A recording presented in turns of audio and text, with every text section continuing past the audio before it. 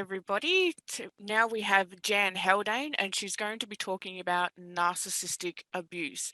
She has lived and breathed this narcissistic abuse and is absolutely the perfect person to go to when it comes to this subject.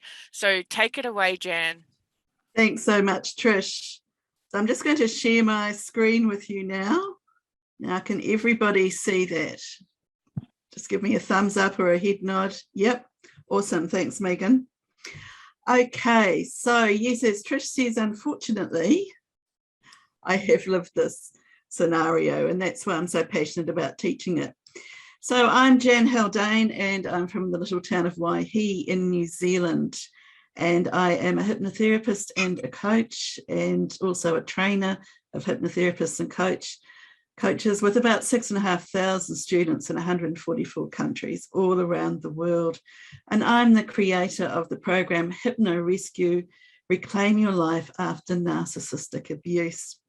So why is this my passion? Because, it's a bit of a rugged topic, to be honest. I don't think we're going to get 10 years younger like we did at Kareen's presentation. But hey, that's all right. Because what I really want to get across to you today is we as therapists or coaches, whatever you are, or you may be both, we really need to educate ourselves about what narcissistic, toxic, abusive relationships are actually like, because it's very easy to re-traumatize your client if you don't know. And years ago, when I was actually working as a coach rather than a hypnotherapist, I used to have clients come to me, and they might come to me for weight or something else, but the presenting problem wasn't their relationship. And I would take them back kind of on a timeline, not timeline therapy, but on a coaching sheet that I gave them. And I'd get them to take it home and fill out, when were the times that they put on weight, and what was happening in their lives. And then I was just blown away by some of the things that were happening. And so gradually I shifted my focus away from weight and into relationships. And I did a lot of training as a relationship coach, which is also something that I teach. And I found, there's a huge difference between coming out of a relationship, any relationship, and coming out of a relationship with someone who has narcissistic traits, or is toxic, or is antagonistic, or combative, or difficult, whatever kind of label you want to give them. So another thing that I also want to get across is we do not diagnose. So we can't diagnose anyone as a narcissist. Most narcissists, or people that are high in narcissistic traits, go undiagnosed because, of course, they can't admit that there's anything wrong with them. And we'll talk a little bit about that further along the line. So often, we are using the label of narcissist. It's quite popular at the moment. Back in the day when I had a narcissistic mother, no one had ever heard really of narcissist, or lay people hadn't. And so she was just labeled by the family as difficult. Poor little Janice, she's got that difficult mother. Well, having that difficult mother unfortunately set me up to be vulnerable to other narcissistic relationships. And of course, as therapists, we know that it often happens in childhood. So another point I want to get across is that most of the clients that come to me for this issue, and there's been many of them over the years, are women. But, and I know there's a few guys watching this presentation, there are a lot of guys out there who are hurting. They're in narcissistic relationships. I'm just going to use that word as the label today. They're in narcissistic relationships and they've got no one to talk to because, women have often got their girlfriends. Guys have got nobody. So if you're a guy and you're watching this presentation, you could help so many men, honestly you could, who are suffering terribly. Okay, so let's have a look at what it is. Just see if I can get this going. Awesome. So what is narcissistic abuse? Well, now with abuse, I'll just tell you a little story about me when I was younger. I was in a narcissistic relationship, or a difficult relationship, as I thought about it then. I went along to a counsellor. Luckily, she knew a bit about it, because she said to me, "You're being abused," I said to her. And I was, probably 30 or something like that. And I was like, "No, I'm not. I'm not being hit. I'm not being abused." And she said, "Yes, you are." And she started explaining it to me. So oftentimes it's not even, there's no physical abuse present. There may be veiled threats or references to it, but it's not just about physical abuse. So it's verbal abuse, psychological abuse, gaslighting, trying to get someone to believe that they're crazy, emotional abuse, of course, as I said, maybe physical abuse, financial abuse. Absolutely, that's a huge one. And it can be sexual abuse as well. So your client might be coming to you out of one of these relationships, and they are carrying so much trauma, and you want to help them not re-traumatize them. So let's move this on. So narcissism is a personality disorder, and of course it can be diagnosed, but not by us. So this is the general sort of definition of narcissism. And, some of these might ring a bell because, of course, while I'm focusing in here on intimate partner relationships today, of course, we can have narcissists in our lives in other ways, such as in the workplace, such as in the family. Unfortunately, there's plenty of people around with narcissistic traits. So grandiosity, of course, and you can think of, some flamboyant characters.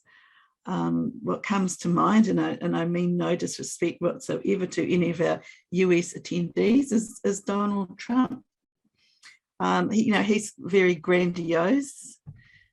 They have fixation on fantasies of power, success, intelligence, attractiveness, a self-perception of being unique, superior, and associated with high status people and institutions. Now, all narcissists need continual admiration from other people. They all have a sense of entitlement to special treatment, and they all expect to be obeyed. But some of them are covert, and we're going to talk about that. They're very good at exploiting others, so they have an agenda. So you could be going into this relationship thinking that, oh, this person is the most amazing person in the world. But underneath it all, they've got an agenda for you, but you don't know what it is yet, but you'll find out. Empathy is not something that they are very good at. They're not empathetic. They're very low in emotional intelligence. They have intense envy of others. And they believe that others are envious of them, but a lot of the time they're actually not. But this intense envy is beyond what you may think. We may envy people for a few different things, but they could envy someone for like everything.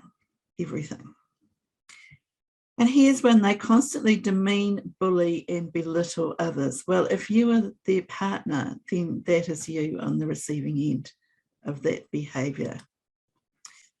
So now, today I've only got a short time to talk, so I'm trying to put it in a nutshell. So I'll just tell you now, I'll take questions at the end, just so that I can get through this, because I want to give you an education.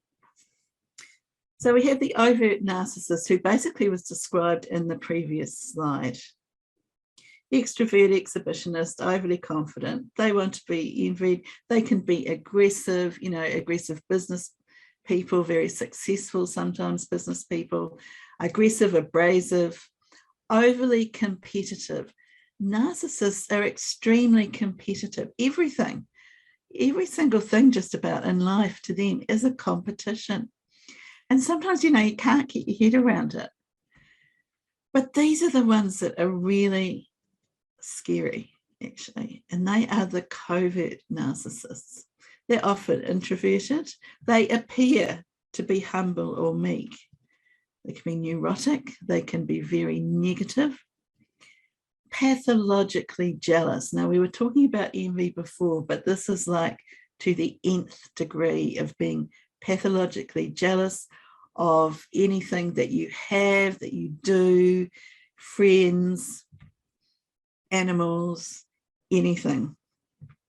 And they have a very malignant intuition. You know, they can hone in on people's weaknesses or what they perceive to be weaknesses. Now, we may not perceive it to be a weakness, but, you know, they love to hone in on kind people. Narcissists love kind people because kind people are going to give them the attention that they need. Now, being kind is not a weakness, and being an empath is actually a superpower. It's not a weakness, but to a narcissist, it is.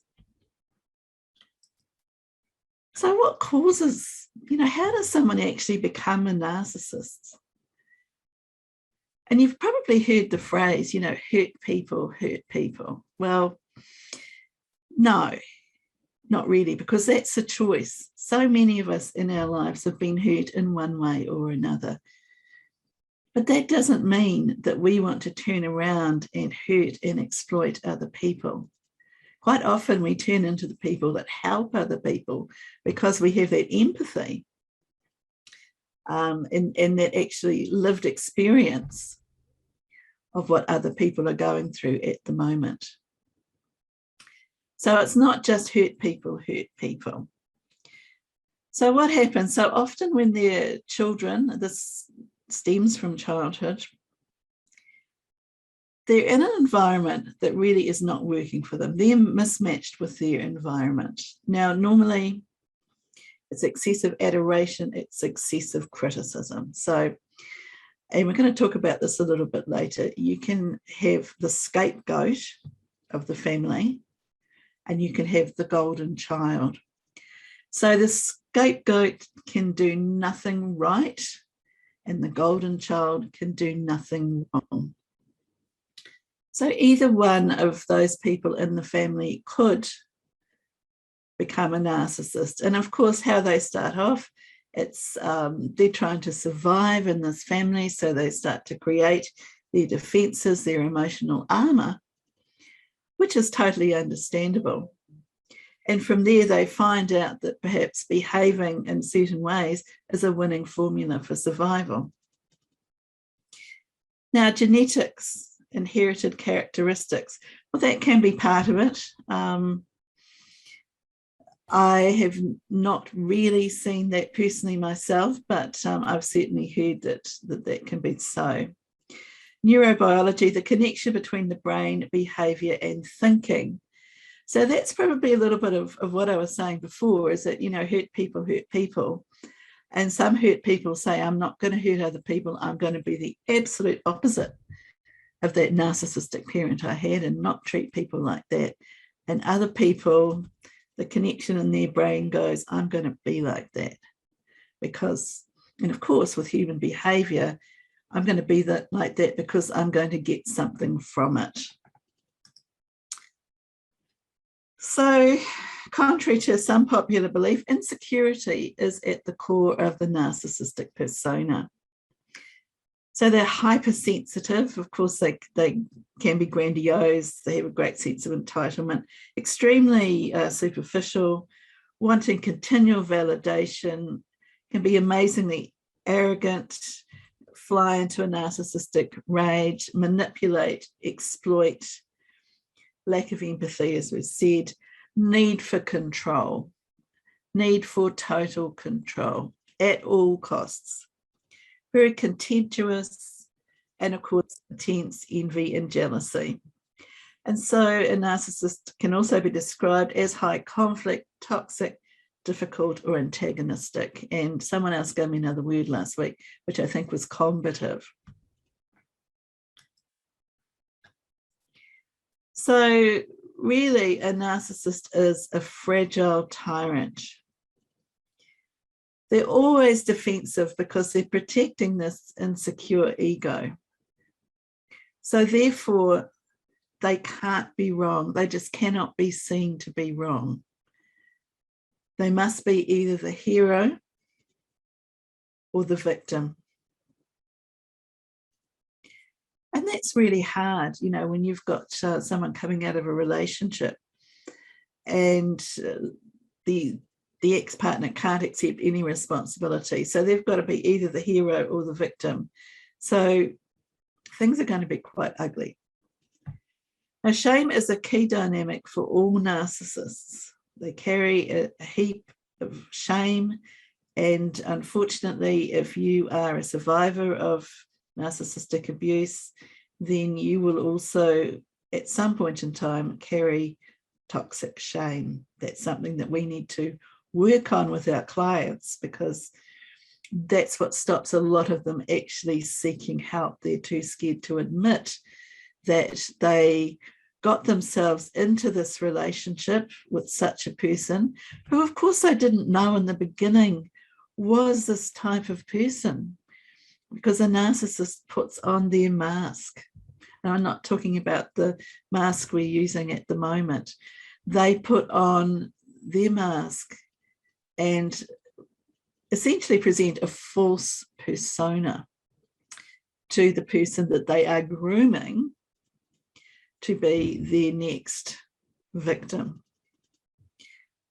So that is very hard, because I've had a lot of high-powered professional women in my office, and they find it very hard to admit that someone who perhaps could be CEO of a huge company is so powerful in the workplace, but at home is under the total control, basically, or has been under the total control of this tyrant. And they lose faith in themselves, and it's really, really sad. And they think, well, you know, how could I let that happen? I don't let things happen in other parts of my life. How could I let it happen? And it starts to go in the negative spiral, beating themselves up. Will it happen again? And so this is where we've actually got to get in and help them. So now some narcissists throw tantrums if their ego is threatened. And let me tell you, it's like a 2-year-old. I had one as a partner, and this was, you know, I'm not a young woman, so this was later in my life, and I got caught kind of unawares with this guy. I should have known better, absolutely should have, but I didn't see through him quick enough. He would throw tantrums and start speaking as if he was back in the schoolyard, and all of his, if you notice his language, he would talk about his toys, and his partner as being someone who was his playmate in the sandbox or the sand pit. And so everything was way back there in the childhood, but yeah, just throw tantrums. And so you were actually speaking to the child. For those of us that know inner child work, you're actually dealing there with the child. It's quite incredible. So there's a bit of inner child work in my program. Of course, the grandiose, they think they're king of the world, and the inferior, or the coverts, their thought is, why can't they see that I should be king? And so they project all their negative traits onto their victim. So if you're their partner, they start projecting all this negativity onto you that has got absolutely nothing to do with you. The unfortunate thing is that this goes on and on and on. And for those, most of us here, I guess today, are hypnotists, we know what that is. It's compounding that suggestion. They also, there's a lot of transference onto the victim. So if they've had, and they probably have had an abusive parent, or perhaps another type of relationship that was abusive, then suddenly you will become that person. And it's really creepy, let me tell you, because they're suddenly treating you like someone else, and you're like, huh? What are you talking about? Who are you talking to? That's not me. But, you know, that's what's in their mind. So with the coverts, the humility and the meekness is a facade. It's not really who they are. And as I say, they are the more creepy ones, because with the overts, you can see that they're very grandiose and bombastic, and you can kind of pick up on them quicker. Coverts are scary. And all of them, absolutely all of them, are a huge energy drain. I mean, you will just be worn out, energetically worn out. So let's have a look here at scapegoating. So the overts look for someone lower on the social hierarchy to bring down and totally humiliate. And the coverts look for someone higher on the social hierarchy to sabotage. And I mean, that can be sabotage your business, it can be sabotage your job, all sorts of things, to bring down and to ultimately humiliate. So you can see that the common word there is humiliate. That's what they're looking to do. So the damage to the victim is severe and it is long lasting. And as I said before, most victims suffer from toxic shame, unfortunately, and they cover up for the narcissist. So let's just have a quick run through here of emotional abuse, because it's really, really important that we all understand this and the fact that it really has long-lasting effects. It's, there's the old story, sticks and stones may break your bones, but words will never hurt you, or something along those lines. Well, that's been disproven. If you're getting this day in, day out, basically being browbeaten by someone, then it is going to affect you, and it is going to affect you long term. So this can be, your client can be coming to you after all of this stuff. So of course there's weapons, that's not all the time, but I've had clients that have been threatened with weapons. And for those of you in the USA, in New Zealand, that's not a thing that is very common at all. Withholding affection, of course, that can happen in any relationship, but it still is emotional abuse. It's the insults, the continuous criticism, calling names. Again, sometimes it goes back to the playground. I mean, it's just amazing when you actually sit and analyze it. This is a big one: trapping a partner at home or preventing them from leaving. Threatening to hurt children, pets, or other members of a partner's family.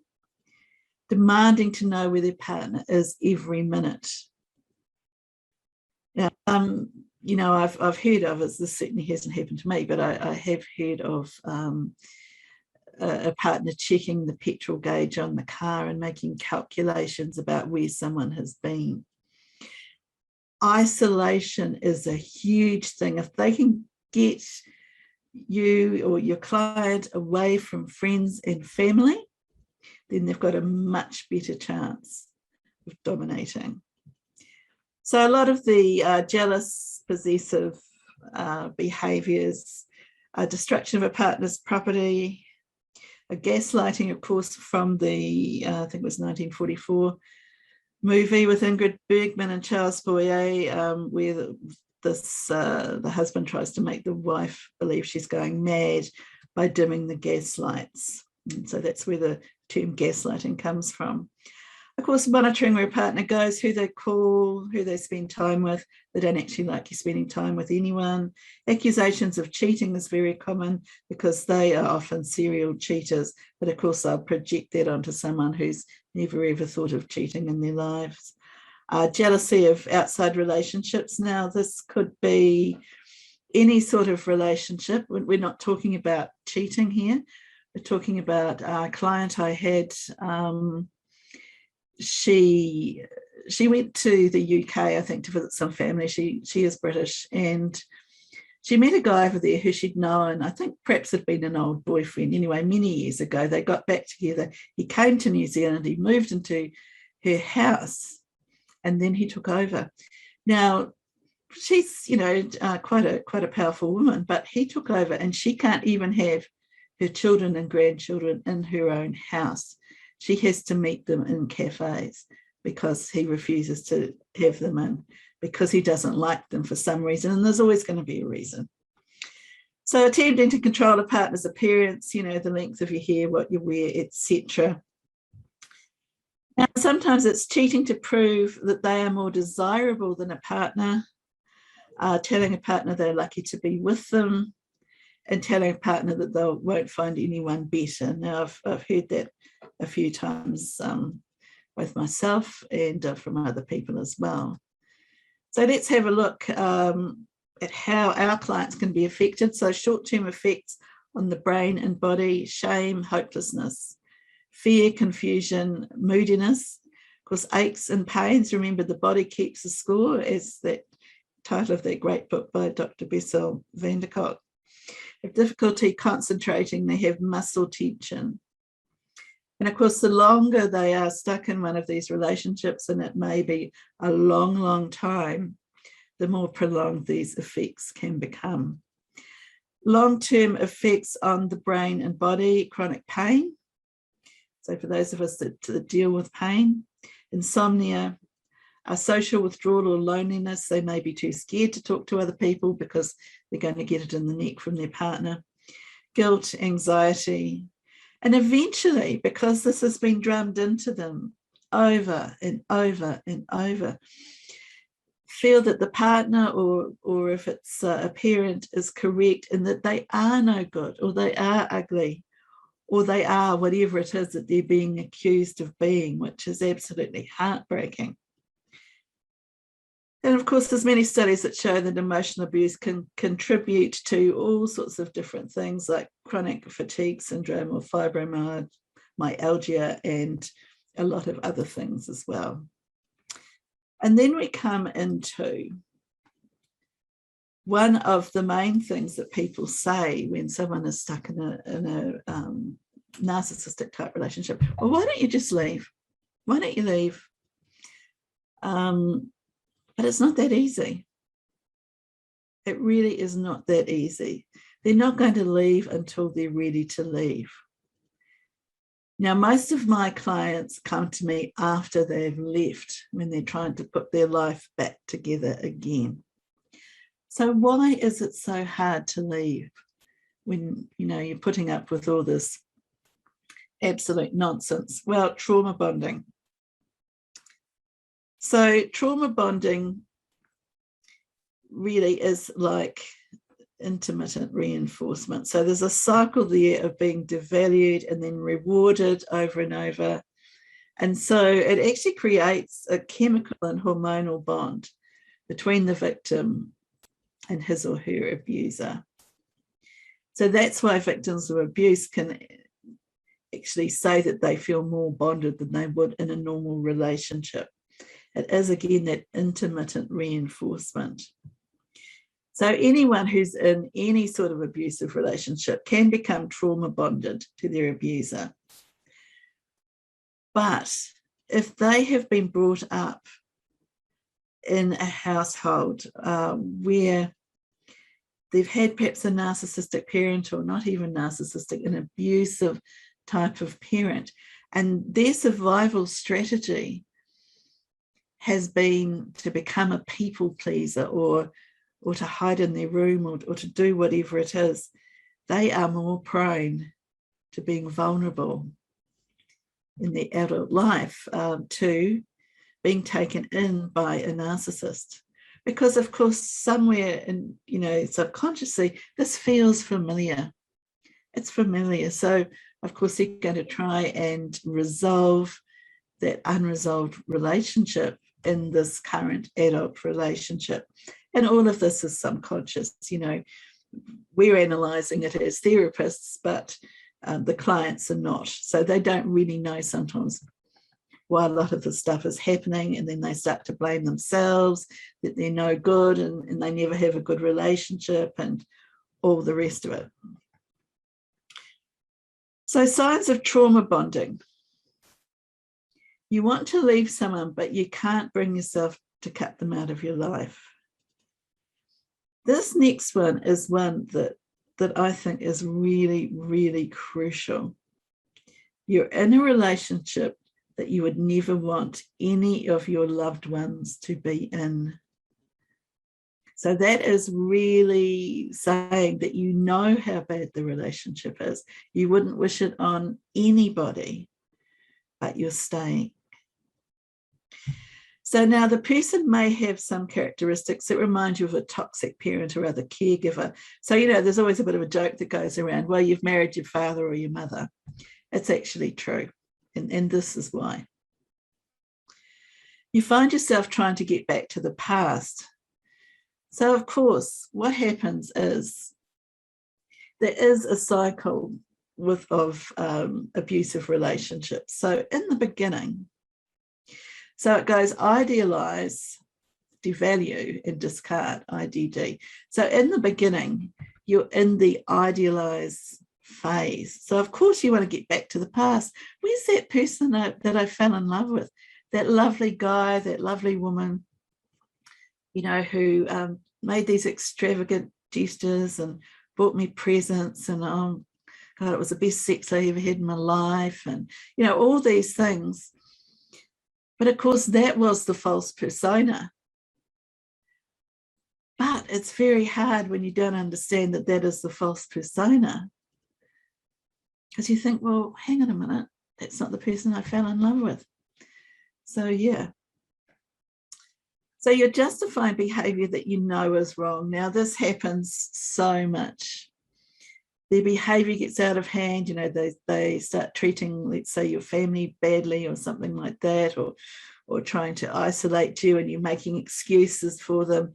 And so that's what happens. You end up making excuses for them, justifying them. And you know that it's wrong. But again, it's a survival strategy, because it's the only way you can actually manage to survive in one of these relationships.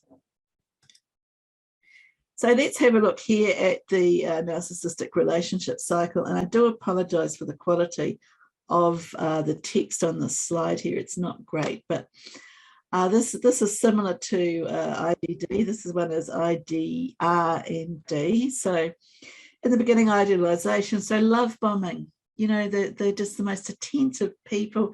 They rush into intimacy, and they put their victim on a pedestal. Now, it's a long way to fall off a pedestal.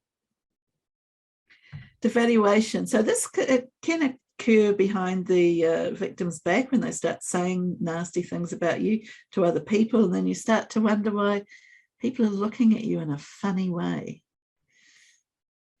And they can also, rage and carry, just actually escalate their abuse, which can be all sorts of abuse: verbal, emotional, physical, financial. Of course, if you are better off than they are, because they are pathologically jealous, they cannot handle that. So they're going to try and bring you down financially. And then while they're doing this, while they're in the devaluation phase, which comes before the discard, which could be you or it could be them that's doing it, they're looking for a replacement, because they're actually relationship addicts. A relationship to them is a reflection of their perfection. So the devaluation starts when you no longer see them as perfect, and that triggers the narcissistic wound, because they have to be perceived as being perfect. So they've seen that you no longer think of them as being perfect, and so they've started to devalue, and therefore they must find a replacement. There must be another supply. It's called narcissistic supply, which is a supply of the energy that they need, because essentially they are energy vampires. So replacement, so they find someone else, and then they might start cheating with them. They'll definitely start triangulating the relationship with someone else, or it might be with work, but they'll start putting pressure on by doing that. This whole relationship cycle is a topic within itself, and I did toss up today whether to do that as my presentation, but we're just getting the very short form here. So then we step over to 4. So now the discard by the narcissist or by the victim. And then, do you think they're going to let you go? No. Does a cat let the mouse go? No. So they're going to try and get you somehow back into their life. And this is called hoovering. So they're trying to suck you in. It's like, the vacuum cleaner, the hoover, trying to suck you back into all their shenanigans, all their rubbish, It's never going to get any better. But, you know, it's easy to be sucked in because they're making all these promises. They might have been to therapy themselves, you know, so they've changed. But, you know, here's the thing. Narcissists very seldom go to therapy. And if they do, it's really just to say they've been to therapy. So, yeah, probably not a lot's happened. But it sounds good. They can talk a really good game. So in between here, we have grey rock. So grey rock is when perhaps you have to have some contact with them. Let's say you've got a shared arrangement with kids or something like that. So all you really do is be like a grey rock. You only answer the questions that are asked. You never tell anything more than that. You're just behaving really like a grey rock. The only way really for anyone and for your clients is no contact. That is the only freedom you're going to get. That means you never, ever have any contact. If they're shooting texts at you and on every social media you've got and whatever, you block them on everything and you never, ever respond. And that is really the only way to get rid of a lot of them. So let's have a look over here. So when it comes to your clients, what do you really need to do? So first of all, they need to recognize that there is a pattern to abusers in relationships, because they would have been told that it is all their fault. It's always the other person's fault. There is no self-responsibility taken by the narcissist. So they need to actually recognize the pattern of what's happened to them, the person with the false persona that they fell in love with, and stop beating themselves up. Then the next step is they need to release all of those emotions. And, you know, I have a program that does this over 7 weeks. But there are also many protocols, I'm sure you know, or systems or techniques for releasing emotions. They need to release the emotions, and then they need to reclaim their lives. So, of course, we're future pacing them. What can their life look like to get them out of that, you know, sitting there crying and crying and crying in your office, to actually believing that there is hope, that they can meet someone who's not like this, that they can have another relationship, that they can do what they want in their life.